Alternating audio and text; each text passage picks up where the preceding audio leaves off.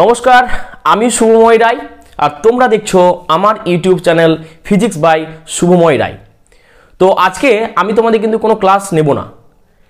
আজকে ক্লাসটা তোমাদের জন্যও কিন্তু নয়, আজকে ক্লাসটা তোমাদের দাদা দিদিদের জন্য যারা কালকে টেট পরীক্ষা দিয়ে চললো। হ্যাঁ, পশ্চিমবঙ্গ টেট পরীক্ষা।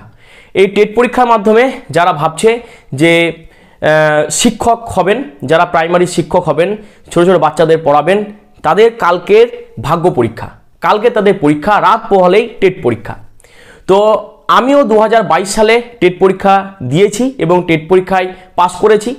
তো আমি আমার জার্নিটা, আমি কিভাবে টেট পরীক্ষায় পাস করলাম খুব অল্প দিন পড়াশুনো করে এবং মনে জোর রেখে, কনফিডেন্স রেখে, সেই কথাটাই আমি তোমার সঙ্গে আজকে শেয়ার করব এবং আমার টেট পাস সার্টিফিকেটও তোমাদের দেখাবো। তো তোমাদের দাদা দিদিদের বলে দাও আমার এই ভিডিওটা দেখার জন্য, তারা চটজলদি আমার ভিডিওটা দেখে নেয় আর মনে পুরো কনফিডেন্স নিয়ে কালো পরীক্ষা দিতে যায় এবং টেট পরীক্ষায় পাস করে যেন চাকরিটা পাই। ওকে, তো চলো দেখাচ্ছি আমার টেট সার্টিফিকেট। দেখো, এটা হচ্ছে আমার টেট পাস সার্টিফিকেট। তোমরা দেখছো যে আমি 2022 সালের ডিসেম্বরে এই পরীক্ষাটা হয়েছিল, ডিসেম্বরে তোমার 11 তারিখ, এবং এর রেজাল্ট বেরিয়েছিল 2023-এর ফেব্রুয়ারি 10 তারিখ। আমি তোমার টেটে পেয়েছিলাম 102, 150-র মধ্যে 90 পেলেই পাস হয় এই টেট পরীক্ষায়। তো আমি পেয়েছিলাম 102 জেনারেল ক্যাটাগরিতে। ওকে, তোমরা দেখো আমার টেট পাস সার্টিফিকেট।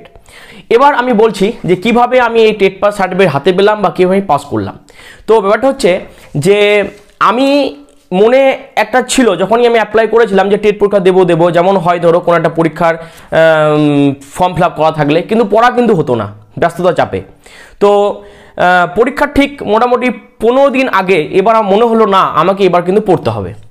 তো আমি কি করলাম না, আগে বিষয়গুলোকে ঠিক করলাম যে কোন কোন সাবজেক্ট রয়েছে। এবার সেই সাবজেক্টগুলোর আমি কি করলাম না, সেগুলো ম্যারাথন ক্লাস আমি ইউটিউবে দেখতে লাগলাম। যে ধরো চাইল্ড প্যাডাগোগি, মোট 5টা সাবজেক্ট, বাংলা, ইংরাজি, চাইল্ড প্যাডাগোগি, অঙ্ক এবং তার সঙ্গে সায়েন্স রয়েছে আর তোমার ইভিএস যেটা বলা হচ্ছে, ইভিএস বা পরিবেশ বিদ্যা। তো প্রত্যেকটা বিষয়ের আমি কিন্তু প্যাডাগোগি দেখতে লাগলাম। ঠিক আছে, ওই প্যাডাগোগিতেই কিন্তু থাকবে কিন্তু 90 নাম্বার। মানে টোটাল যদি আমরা দেখি 5টা বিষয় থেকে, তো প্যাডাগোগিতেই থাকবে কিন্তু 90 নাম্বার। তো ওই 90 নাম্বারের প্যাডাগোগির ম্যারাথন ক্লাস কিন্তু বিভিন্ন ইউটিউব চ্যানেল থেকে আমি দেখতে লাগলাম।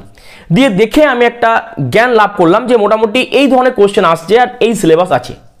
তারপর আমি কোনো প্রমোশন করব না, তারপর আমি কি করলাম না, ছায়া প্রকাশনের একটা বই কিনেছিলাম, সেই ছায়া প্রকাশনের বইটা থেকে পড়লাম। ঠিক আছে, পড়ে নিলাম ওই কয়েকদিনের মধ্যেই। আর এমনিতে আমার ম্যাথে আর যেটা তোমার পরিবেশ বিদ্যাতে আমার ছিল পড়া, কারণ আমি বিভিন্ন ধরনের কম্পিটিটিভ পরীক্ষা দিই। ঠিক আছে, তো ওটা আমার ছিল প্রিপারেশন এবং মনে একটা কনফিডেন্স ছিল যে না, পাস করে যাব। ঠিক আছে, আর বাংলার এবং ইংলিশে তো কোশ্চেন খুব সহজেই আসে, তোমার কম্প্রিহেনশন থাকে, যেমন তোমাদের আসে মাধ্যমিকে, উচ্চ মাধ্যমিকে আনসিন, সে আনসিন থেকে বিভিন্ন ধরনের কোশ্চেন থাকবে, গ্রামার থাকবে, সেগুলো তো ভেবেছিলাম যে যা আসবে ওখানে গিয়েই করব। তো ওই কয়েকদিনের ম্যারাথন ক্লাস এবং বই পড়া এবং তার সঙ্গে মনের কনফিডেন্স, হ্যাঁ, তো এইগুলো নিয়েই আমি পরীক্ষা হলে গেছিলাম। আর একটা কথা বলবো যে দেখবে প্যাডাগোগির যে ইয়েগুলো, যে কোশ্চেনগুলো, সেগুলো ভালো করে পড়বে। 4টে অপশান তোমাকে ভালো করে পড়তে হবে। 4টে অপশান ভালো করে পড়লেই কিন্তু বুঝতে পারবে যে কোন অপশানটা তোমার হতে পারে উত্তর। কারণ যদি কেউ পড়ে না থাকো, যদি ভাবো আন্দাজে দিয়ে আসবো, তাহলে কিন্তু নয়।